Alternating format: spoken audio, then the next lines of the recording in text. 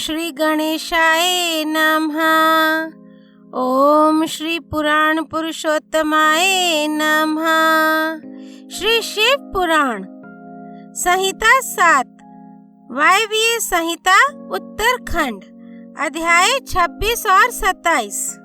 पंचाक्षर मंत्र के जप तथा भगवान शिव के भजन पूजन की महिमा, अग्नि कार्य के लिए कुंड और वेदी आदि के संस्कार, शिवाग्नि की स्थापना और उसके संस्कार, होम, पूर्णाहुति, भस्म के संग्रह एवं रक्षण की विधि तथा हवनांत में किए जाने वाले कृत्य का वर्णन।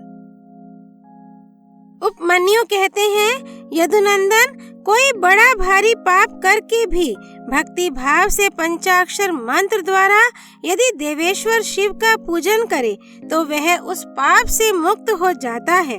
जो भक्ति भाव से पंचाक्षर मंत्र द्वारा एक ही बार शिव का पूजन कर लेता है, वह भी शिव मंत्र के गौरववश शिव धाम को चला जाता है। जो मूढ़ दुर्लभ मानव जन्म पाकर भगवान शिव की अर्चना नहीं करता, उसका वह जन्म निष्फल है, क्योंकि वह मोक्ष का साधक नहीं होता। जो दुर्लभ मानव जन्म पाकर पिनाकपाणी महादेव जी की आराधना करते हैं, उन्हीं का जन्म सफल है और वे ही कृतार्थ एवं श्रेष्ठ मनुष्य हैं। जो भगवान शिव की भक्ति में तत्पर रहते हैं, जिनका चित्त भगवान शिव के सामने प्रणत होता है तथा जो सदा ही भगवान शिव के चिंतन में लगे रहते हैं, वे कभी दुख के भागी नहीं होते। मनोहर भवन, हाव भाव, विलास से विभूषित तरुणी स्त्रियां और जिससे पूर्ण तृप्ति हो जाए इतना धन, ये सब भगवान शिव की आराधना के फल हैं। जो देवलोक में महान भोग और राज्य चाहते हैं, वे सदा भगवान शिव के चरणार बिंदों का चिंतन करते हैं। सौभाग्य, कांतिमान रूप, बल, त्याग, दया भाव, शूरता और विश्व में विख्याति, ये सब बातें भगवान शिव की पूजा करने वाले लोगों को ही सुलभ होती हैं। इसलिए जो अपना कल्याण चाहता हो, उसे सब कुछ छोड़कर केवल भगवान शिव में मन लगा उनकी आराधना करनी चाहिए। जीवन बड़ी तेजी से जा रहा है, जवानी शीघ्रता से बीती जा रही है और रोग तीव्र गति से निकट आ रहा है। इसलिए सबको पिनाकपाणी महादेव जी की पूजा करनी चाहिए। जब तक मृत्यु नहीं आती है, जब तक वृद्धावस्था का आक्रमण नहीं होता और जब तक इंद्रियों की शक्ति क्षीण नहीं हो जाती है, तब तक ही भगवान शंकर की आराधना कर लो। भगवान शिव की आराधना के समान दूसरा कोई धर्म तीनों लोकों में नहीं है। अब मैं अग्नि कार्य का वर्णन करूंगा। कुंड में, स्थंडिल पर, वेदी में, लोहे के हवन पात्र में या नूतन सुंदर मिट्टी के पात्र में विधि पूर्वक अग्नि की स्थापना करके उसका संस्कार करे। तत्पश्चात वहां महादेव जी की आराधना करके होम कर्म आरंभ करे। कुंड 2 या 1 हाथ लंबा चौड़ा होना चाहिए। वेदी को गोल या चौकोर बनाना चाहिए, साथ ही मंडल भी बनाना आवश्यक है। कुंड विस्तृत और गहरा होना चाहिए। उसके मध्य भाग में अष्टदल कमल अंकित करे। वह 2 या 4 अंगुल ऊंचा हो। कुंड के भीतर 2 बित्ते की ऊंचाई पर नाभि की स्थिति बताई गई है। मध्यमा अंगुली के मध्यम और उत्तम पर्वों के बराबर मध्य भाग या कटी भाग जानना चाहिए। साधु पुरुष 24 अंगुल के बराबर 1 हाथ का परिमाण बताते हैं। कुंड की 3, 2 या 1 मेखला होनी चाहिए। इन मेखलाओं का इस तरह निर्माण करें जिससे कुंड की शोभा बढ़े।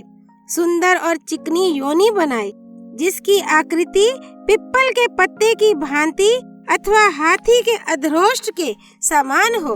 कुंड के दक्षिण या पश्चिम भाग में मेखला के बीचों बीच सुंदर योनि का निर्माण करना चाहिए, जो मेखला से कुछ नीची हो।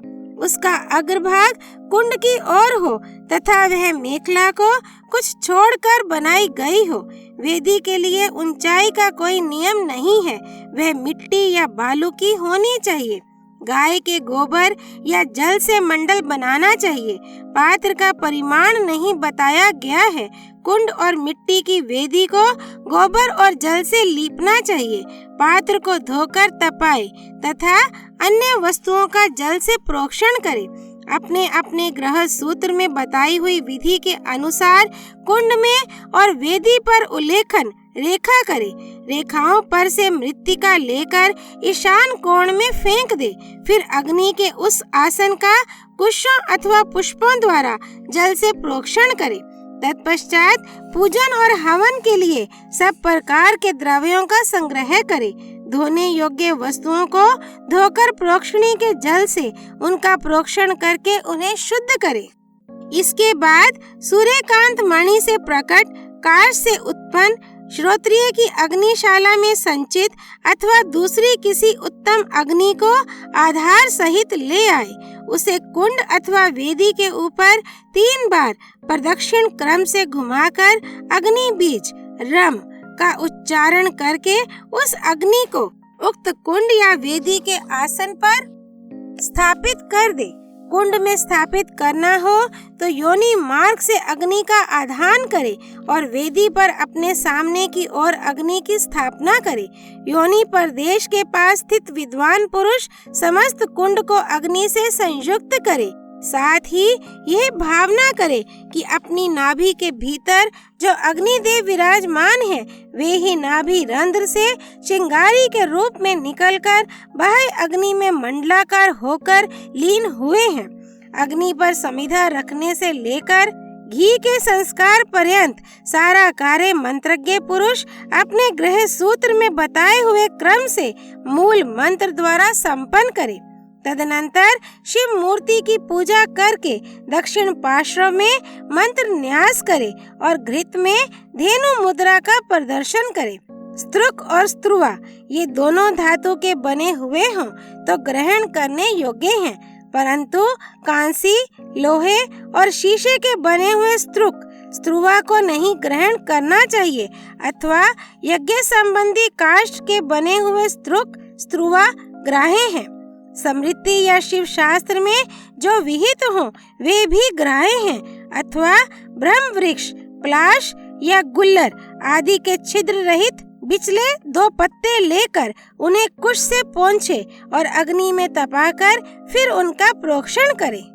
उन्हीं पत्तों को स्त्रुक और स्त्रुवा का रूप दे, उनमें घी उठाए और अपने गृह सूत्र में बताए हुए क्रम से शिव बीज ओम सहित 8 बीजाक्षरों द्वारा अग्नि में आहुति दे। इससे अग्नि का संस्कार संपन्न होता है। वे बीज इस प्रकार हैं: भ्रूम, स्तूम, ब्रूम, श्रूम, पुम, ड्रूम, द्रुम। ये 7 हैं। इनमें शिव बीज ओम को सम्मिलित कर लेने पर 8 बीजाक्षर होते हैं। उपरयुक्त 7 बीज कर्मशः अग्नि की 7 जीवाओं के हैं। उनकी मध्यमा जीवा का नाम बहुरूपा है। उसकी 3 शिखाएं हैं। उनमें से एक शिखा दक्षिण में और दूसरी वाम दिशा उत्तर में प्रज्वलित होती है और बीच वाली शिखा बीच में ही प्रकाशित होती है। ईशान कोण में जो जीवा है उसका नाम हिरण्या है। पूर्व दिशा में विद्यमान जीवा कनका नाम से प्रसिद्ध है। अग्नि कोण में रक्ता, नैऋत्य कोण में कृष्णा और वायव्य कोण में सुप्रभा नाम की जीवा प्रकाशित होती है। इनके अतिरिक्त पश्चिम में जो जीवा प्रज्वलित होती है उसका नाम मरुत है। इन सब की प्रभा अपने अपने नाम के अनुरूप है। अपने अपने बीज के अनंतर कर्मशः इनका नाम लेना चाहिए और नाम के अंत में स्वाहा का प्रयोग करना चाहिए। इस तरह जो जीवा मंत्र बनते हैं उनके द्वारा कर्मशः प्रत्येक जीवा के लिए एक एक घी की आहुति दे, परंतु मध्यमा की 3 जीवाओं के लिए 3 आहुतियाँ दे। कुंड के मध्य भाग में रम वहने स्वाहा बोलकर 3 आहुतियाँ दे। ये आहुतियाँ घी अथवा समिधा से देनी चाहिए। आहुति देने के पश्चात अग्नि में जल का सेचन करे। ऐसा करने पर वह अग्नि भगवान शिव की हो जाती है। फिर उसमें शिव के आसन का चिंतन करे और वहाँ अर्धनारीश्वर भगवान शिव का आवाहन करके पूजन करे। पादे अर्धे आदि से लेकर दीपदान पर्यंत पूजन करके अग्नि का जल से प्रोक्षण करे। तत्पश्चात समिधाओं की आहुति दे। वे समिधाएं प्लास की या गुल्लर आदि दूसरे यज्ञीय वृक्ष की होनी चाहिए। उनकी लंबाई 12 अंगुल की हो। समिधाएं टेढ़ी ना हो, स्वतः सूखी हुई भी ना हो, उनके छिलके ना उतरे हों तथा उन पर किसी प्रकार की चोट ना हो। सब समिधाएं एक सी होनी चाहिए। 10 अंगुल लंबी समिधाएं भी हवन के लिए विहित हैं। उनकी मोटाई कनिष्ठिका उंगली के समान होनी चाहिए अथवा प्रादेश मात्र अंगूठे से लेकर तर्जनी पर्यंत लंबी समिधाएं उपयोग में लानी चाहिए। यदि उपयुक्त समिधाएं ना मिले तो जो मिल सके उन सब का ही हवन करना चाहिए। समिधा हवन के बाद घी की आहुति दे। घी की धारा दुर्वा दल के समान पतली और 4 अंगुल लंबी हो। उसके बाद अन्न की आहुति देनी चाहिए जिसका प्रत्येक ग्रास 16-16 माशे के बराबर हो। लावा, सरसों, जौ और तिल इन सब में घी मिलाकर यथासंभव भक्ष्य, लेह और चोषे का भी मिश्रण करे तथा इन सब की यथाशक्ति 10, 5 या 3 आहुतियां दे अथवा एक ही आहुति दे। स्त्रुवा से, समिधा से, स्त्रुक से अथवा हाथ से आहुति देनी चाहिए। उसमें भी दिव्य तीर्थ से अथवा ऋषि तीर्थ से आहुति देने का विधान है। यदि उपयुक्त सभी द्रव्य ना मिले तो किसी एक ही द्रव्य से श्रद्धा पूर्वक आहुति देनी चाहिए। प्रायश्चित के लिए मंत्र से अभिमंत्रित करके 3 आहुतियां दे। फिर होमावशिष्ट घृत से स्त्रुक को भरकर उसके अग्रभाग में फूल रखकर उसे दर्भ सहित अधोमुख स्त्रुवा से ढक दे। इसके बाद खड़ा हो उसे अंजलि में लेकर ओम नमः शिवाय वोषट का उच्चारण करके जौ के तुल्य घी की धारा की आहुति दे। इस प्रकार पूर्णाहुति करके अग्नि में पूर्वत जल का छींटा दे।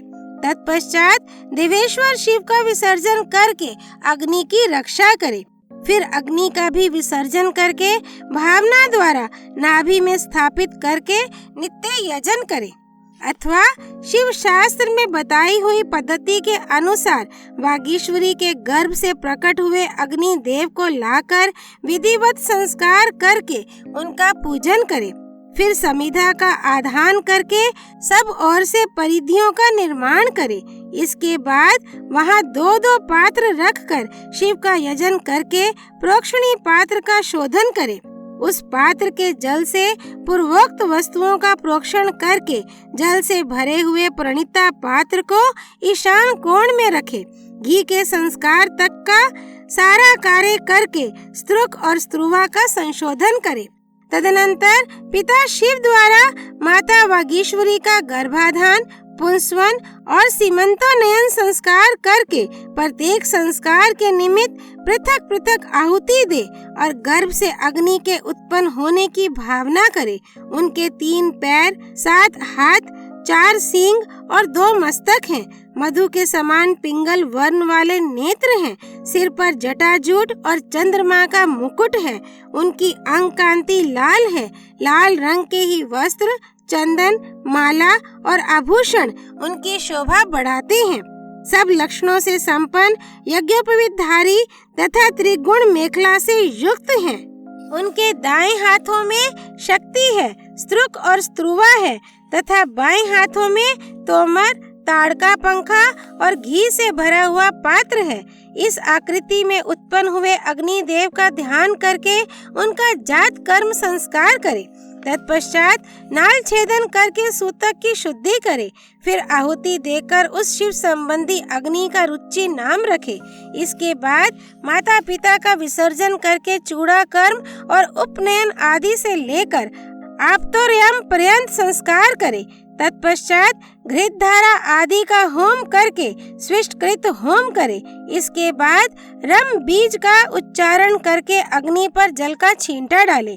फिर ब्रह्मा, विष्णु, शिव, ईश, लोकेश्वर गण और उनके अस्त्रों का सब और कर्मशः पूजन करके धूप दीप आदि की सिद्धि के लिए अग्नि को अलग निकालकर कर्म विधि का ज्ञाता पुरुष पुनः घृत युक्त पूर्वोक्त होम द्रव्य तैयार करके अग्नि में आसन की कल्पना भावना करे और उस पर पूर्वत महादेव और महादेवी का आह्वान पूजन करके पूर्णाहुति पर्यंत सब कार्य संपन्न करे, अथवा अपने आश्रम के लिए शास्त्र विहित अग्निहोत्र कर्म करके उसे भगवान शिव को समर्पित करे। शिवाश्रमी पुरुष इन सब बातों को समझकर होम कर्म करे, इसके लिए दूसरी कोई विधि नहीं है। शिवाग्नि का भस्म संग्रहणीय है। अग्निहोत्र कर्म का भस्म भी संग्रह करने के योग्य है। वैवाहिक अग्नि का भस्म भी जो परिपक्व पवित्र एवं सुगंधित हो संग्रह करके रखना चाहिए। कपिला गाय का वह गोबर जो गिरते समय आकाश में ही दोनों हाथों पर रोक लिया गया हो उत्तम माना गया है।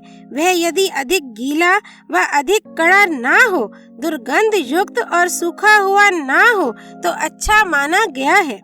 यदि वह पृथ्वी पर गिर गया हो तो उसमें से ऊपर और नीचे के हिस्से को त्याग कर बीच का भाग ले ले। उस गोबर का पिंड बनाकर उसे शिवाग्नि आदि में मूल मंत्र के उच्चारण पूर्वक छोड़ दे। जब वह पक जाए तब उसे निकाल ले। उसमें जितना अध पका हो उसको और जो भाग बहुत अधिक पक गया हो उसको भी त्याग कर श्वेत भस्म ले ले और उसे घोटकर चूर्ण बना दे। इसके बाद उसे भस्म रखने के पात्र में रख दे।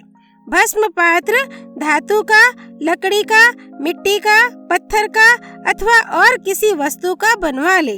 वह देखने में सुंदर होना चाहिए। उसमें रखे हुए भस्म को धन की भांति किसी शुभ, शुद्ध एवं समतल स्थान में रखे। किसी अयोग्य या अपवित्र के हाथ में भस्म ना दे। नीचे अपवित्र स्थान में भी ना डाले। नीचे के अंगों से उसका स्पर्श ना करे। भस्म की ना तो उपेक्षा करे और ना उसे लांघे ही। शास्त्रोक्त समय पर उस पात्र से भस्म लेकर मंत्रोच्चारण पूर्वक अपने ललाट आदि में लगाए। दूसरे समय में उसका उपयोग ना करे और ना अयोग्य व्यक्तियों के हाथ में उसे दे। भगवान शिव का विसर्जन ना हुआ हो तभी भस्म संग्रह कर ले, क्योंकि विसर्जन के बाद उस पर चंड का अधिकार हो जाता है। जब अग्नि कार्य संपन्न कर लिया जाए तब शिव शास्त्रोक्त मार्ग से अथवा अपने ग्रह सूत्र में बताई हुई विधि से बलि कर्म करे।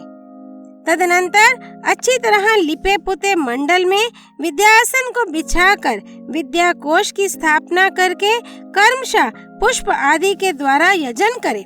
विद्या के सामने गुरु का भी मंडल बनाकर वहां श्रेष्ठ आसन रखे और उस पर पुष्प आदि के द्वारा गुरु की पूजा करे।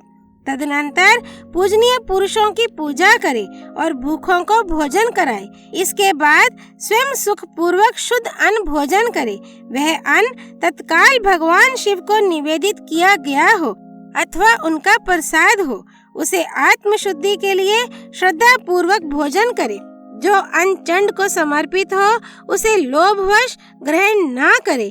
गंध और पुष्पमाला आदि जो अन्य वस्तुएं हैं उनके लिए भी यह विधि समान ही है, अर्थात चंड का भाग होने पर उन्हें ग्रहण नहीं करना चाहिए। वहाँ विद्वान पुरुष मैं ही शिव हूँ ऐसी बुद्धि ना करे। भोजन और आचमन करके शिव का मन ही मन चिंतन करते हुए मूल मंत्र का उच्चारण करे।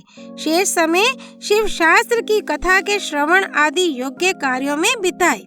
रात का प्रथम प्रहर बीत जाने पर मनोहर पूजा करके शिव और शिवा के लिए एक परम सुंदर शैया प्रस्तुत करे। उसके साथ ही भक्ष्य, भोजे, वस्त्र, चंदन और पुष्पमाला आदि भी रख दे। मन से और क्रिया द्वारा भी सब सुंदर व्यवस्था करके पवित्र हो महादेव जी और महादेवी के चरणों के निकट शयन करे। यदि उपासक गृहस्थ हो तो वह वहां अपनी पत्नी के साथ शयन करे। जो गृहस्थ ना हो वे अकेले ही सोएं। उषा काल आया जान मन ही मन पार्वती देवी तथा पार्षदों सहित अविनाशी भगवान शिव को प्रणाम करके देश कालोचित कार्य तथा शौच आदि कृत्य पूर्ण करे। फिर यथाशक्ति शंख आदि वाद्यों की दिव्य ध्वनियों से महादेव और महादेवी को जगाए। इसके बाद उस समय खिले हुए परम सुगंधित पुष्पों द्वारा शिवा और शिव की पूजा करके पूर्वोक्त कार्य आरंभ करे। अध्याय 26 और 27 संपूर्ण। यदुनंदन भगवान श्री कृष्ण की जय। देवादिदेव भगवान शिव शंकर की जय। परमेश्वर महादेव अर्धांगिनी माँ महादेवी की जय। हर हर महादेव। श्री हरि अर्पणमस्तु।